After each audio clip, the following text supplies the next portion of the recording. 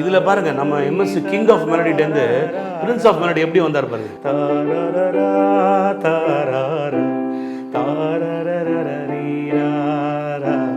தென்மதுரை தினம் பாடு தமிழ் பாட்டு. சம்மர் ஹாலிடேஸ் வந்தாச்சு, நம்ம ஜிடி ஹாலிடேஸும் வந்தாச்சு. GT holidays, south India's #1 travel brand. தேடும் கண் பார்வை.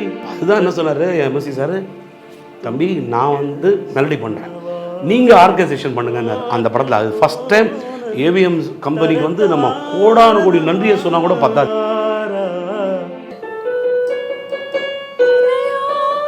ரிக்வஸ்ட் பண்ணுறமா, நீங்கள் எதுவுமே பூசு பண்ணாதீங்க, அவங்க பண்ணதே இன்ஸ்பிரேஷன் பண்ணி பண்ணுங்க.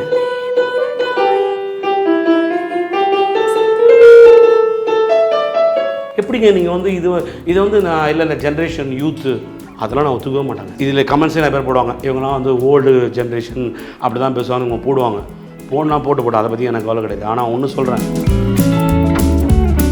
நான் இவங்க 2 பேரையும் அந்த தட்டில் வைக்கும்போது நான் பார்க்குறேன் எங்கே யார் முன்னாடி இருக்காங்கல்ல 2 அப்படியே தான் அப்படி சராசரி அப்படியே நிற்கிறாங்க. இதில் பாருங்க நம்ம எம்எஸ் கிங் ஆஃப் மெலடிட்டேருந்து பிரின்ஸ் ஆஃப் மெலடி எப்படி வந்தார் பாருங்க.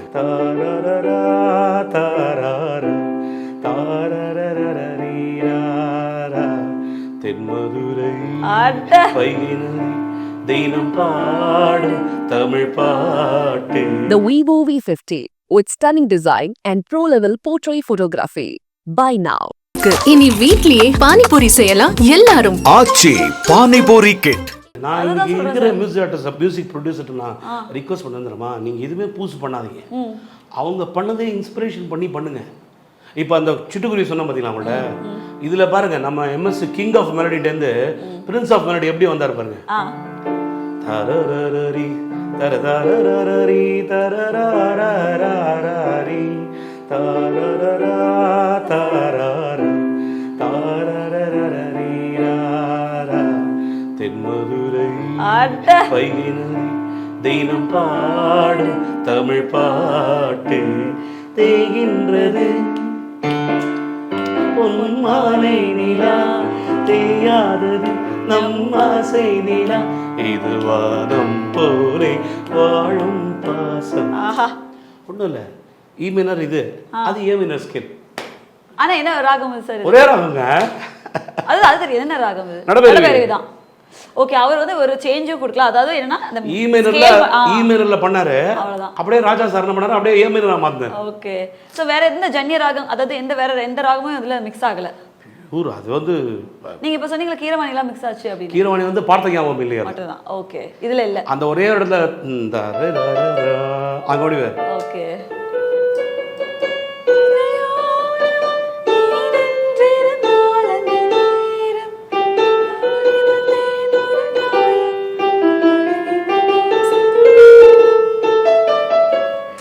அந்த இடம் மட்டும். ஓகே, தரவண்டி கீரவாணி பெரிய தேவதை மிக்ஸ் பண்ணி சின்ன தேவதோட பண்ணி. அதான் சொன்னேன், அதாவது அந்த ராகம்னு அவங்க ஸ்டாம்ப் பண்ணலாம். ஆனால் பேஸ் வந்து எல்லாமே நடப்பெருவி தான்.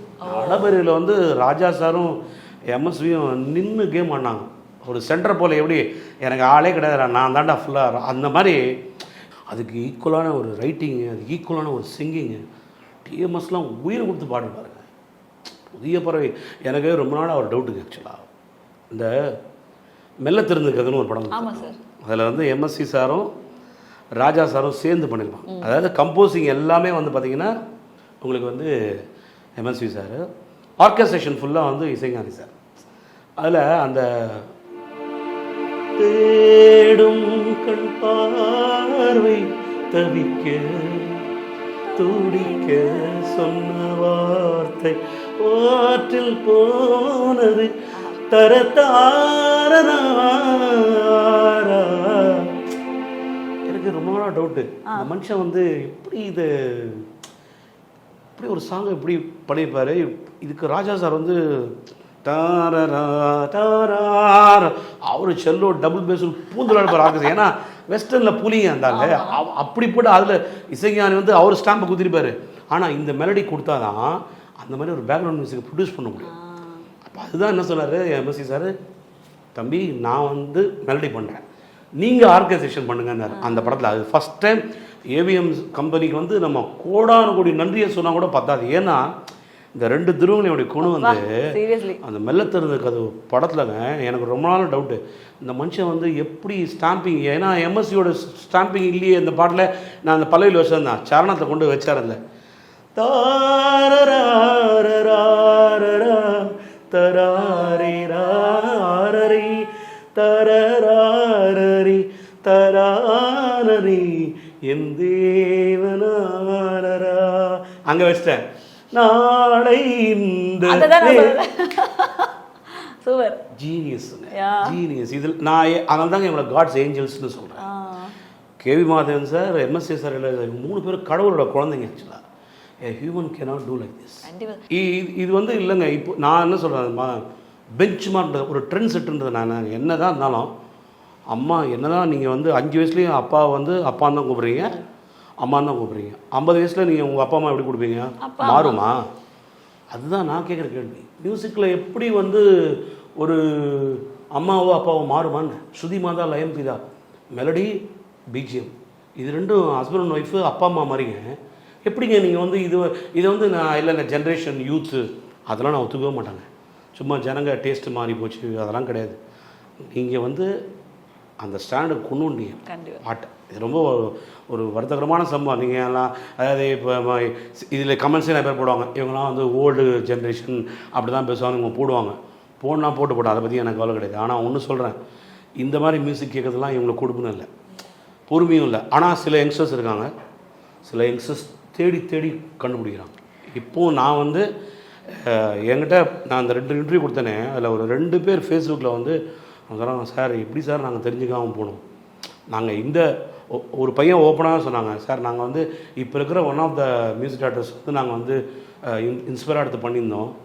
ஆனால் இப்போ நீங்கள் சொன்னதுக்கப்புறம் நாங்கள் உள்ளே போய் தேடணும் சார். என்ன ஏன்னா இன்றைக்கி இருக்கிற யங்ஸ்டர்ஸுக்கு நான் அதான் ரிக்வஸ்ட் பண்ணி கேட்டுக்கிறேன், உங்களுக்கு எல்லா வசதியும் இருக்குது.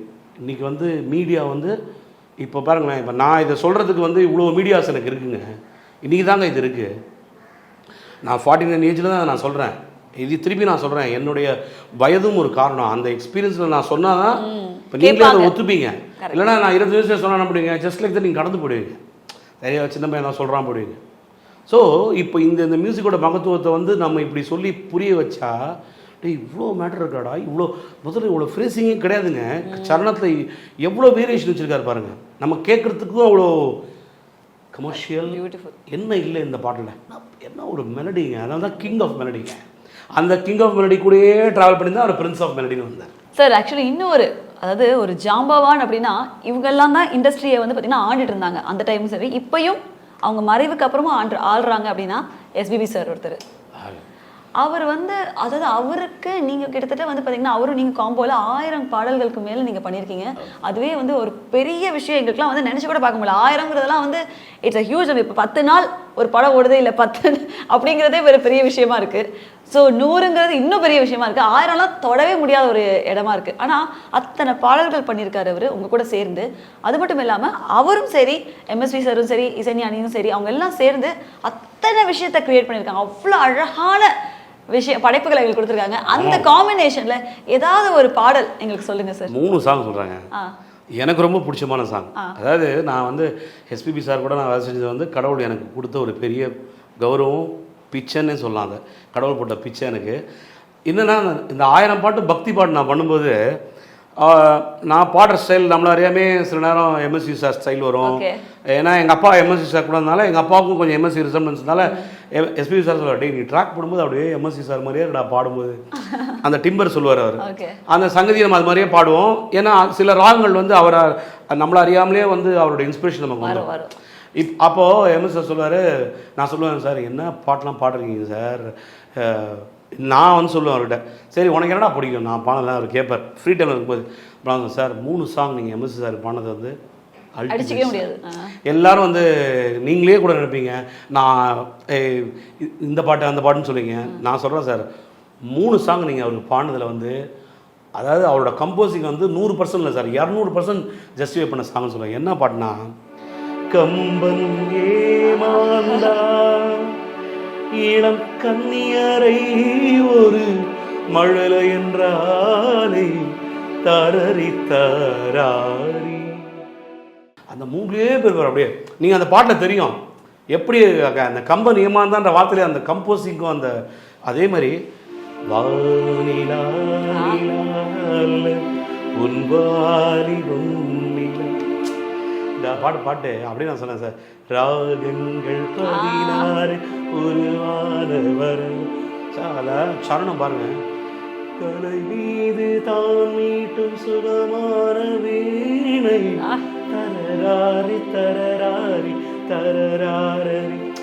எந்த கம்போசரும் ஒரு பாட்டு லேர்ன் பண்ணும்போது நான் அடிக்கடி சொல்லுவேன், ஒன்று டானிக்கில் லேர்ன் பண்ணுவாங்க, இல்லை பாலை லேர்ன் பண்ணுவாங்க. இவர் எம்எஸ்சி ராஜா சார் எப்படின்னா, எம்எஸ்சி சார் அவரும் காலை லேர்ன் பண்ணுவாங்க, தாலை லேர்ன் பண்ணுவாங்க. கொஸ்டின் மார்க் அதெல்லாம் ஆக்சுவலாக சொர பிரகாரம் பார்த்தீங்கன்னா கொஸ்டின் மார்க் அது ஆக்சுவலாக எக்ஸ்க்ளமேட்டரி சொர சங்கீத சொரத்துலேயேங்க ஒவ்வொரு சொரத்துக்கும் ஒவ்வொரு குணாம்சம் இருக்கு. இப்போ ரிலாக்ஸேஷன், ஏகாந்தம், மா வா வேர் நீ ஹவு. இந்த சொரத்துக்கு பாருங்க, சொரத்துக்கு டெஃபினிஷன் கொஸ்டின் ஆக்சுவலா வேர் ஹவு வென் இதெல்லாம்.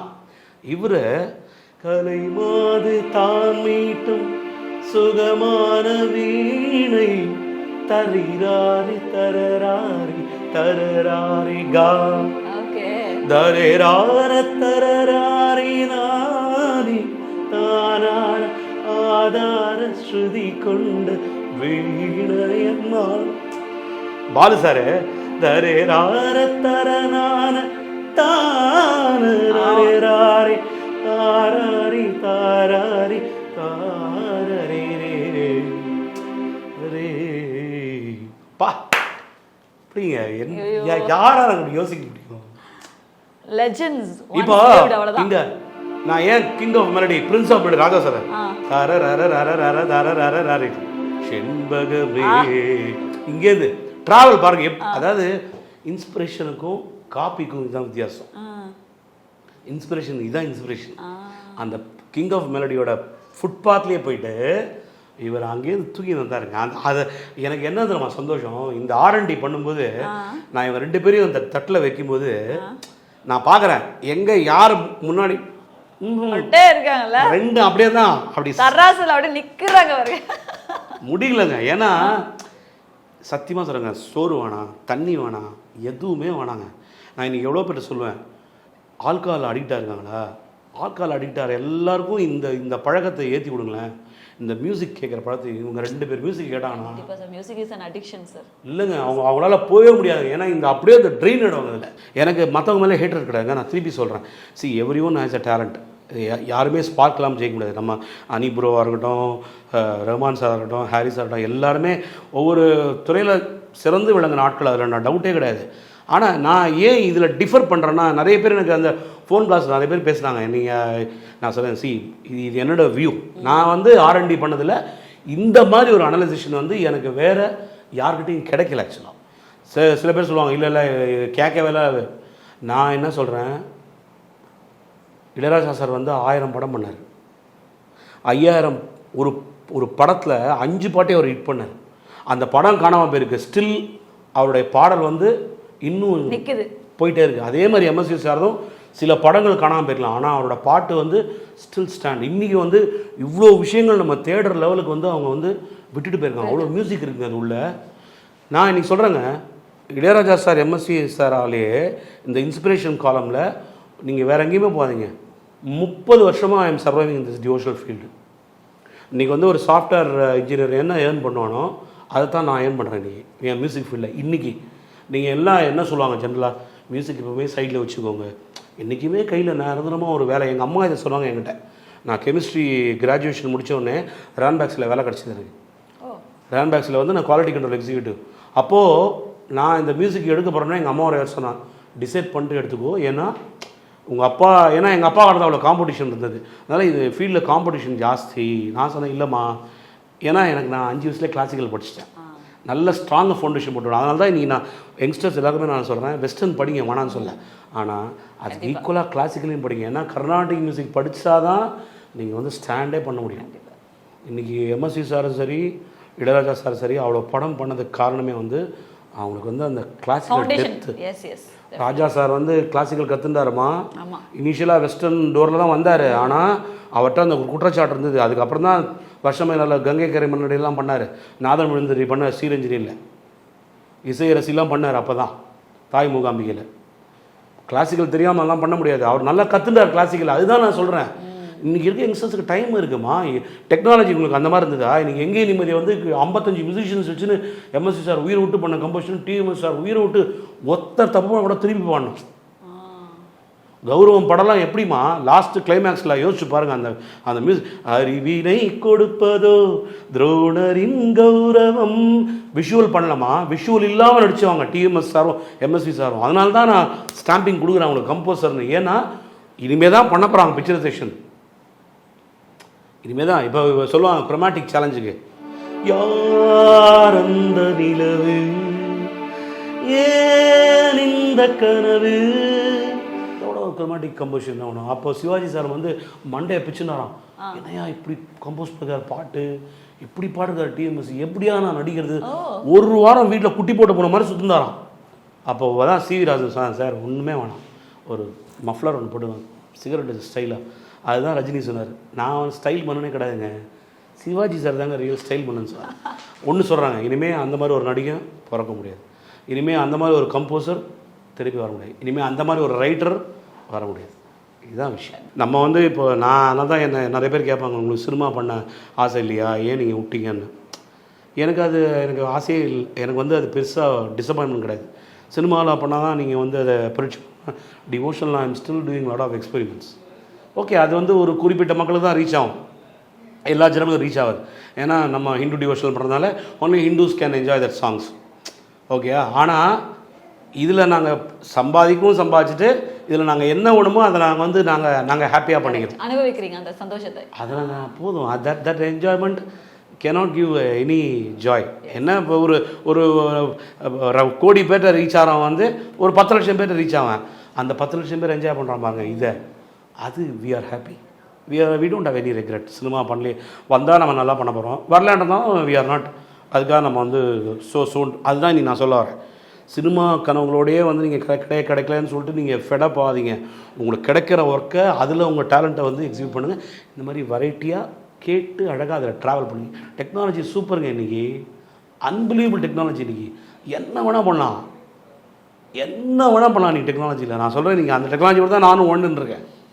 இப்போ நான் வரும்போது ரெக்கார்டிங் சொன்னேன், அந்த ஃபைல் அங்கேருந்து அங்கே வருது, இங்கேருந்து இப்போ வந்து அந்த மாதிரி ஈஸியாகி போச்சுங்க. இப்போது நீங்களும் ஒன்றும் பார்த்துக்க வேண்டிய அவசியமே இல்லை. என்னென்னா இப்போ சிங்கராக இருந்தால் நான் வந்து லைவாக ஒன்று சொல்லித்தர முடியாது, அந்த ஒரு இது கனெக்டிவிட்டி போயிடுச்சு. இப்போது 1-to-1 ஐ கான்டாக்ட் போயிடுச்சே தவிர இந்த டெக்னாலஜியில். மற்றபடி still you can do wonders with music. Definitely, கண்டிப்பாக. Thank you sir, thank you very much. மீண்டும் இன்னும் ஒரு அருமையான எபிசோடில் நம்ம சந்திச்சு இன்னும் நிறைய விஷயங்களை பற்றி பேசணும், அதுதான் என்னுடைய ஆசை. அண்ட் இதுதான் முதல் எபிசோட், ஸோ நல்ல ஒரு துவக்கமாகவே இருக்கட்டும். கண்டிப்பாக. Okay, thank you sir, thank you very much. India glitz நேயர்கள் அனைவருக்கும், அதே போன்று இந்தியா கிளிட்ஸின் அனைத்து டெக்னிக்கல் கேபின் குரூ, அதே மாதிரி நந்தினி சிஸ்டர், உங்களுக்கும் நல்ல ஒரு அருமையான ஒரு பொழுது.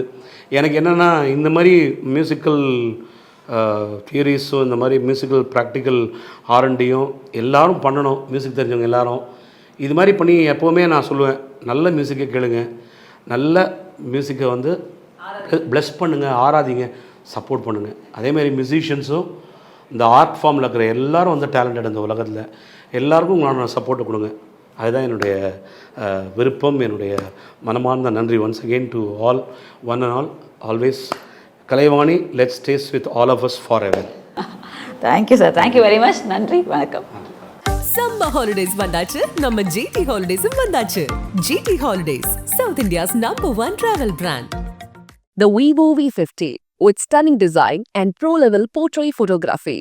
Buy now. இனி வீட்லயே பானிபூரி செய்யலாம் எல்லாரும். ஆச்சி பானிபூரி கிட்.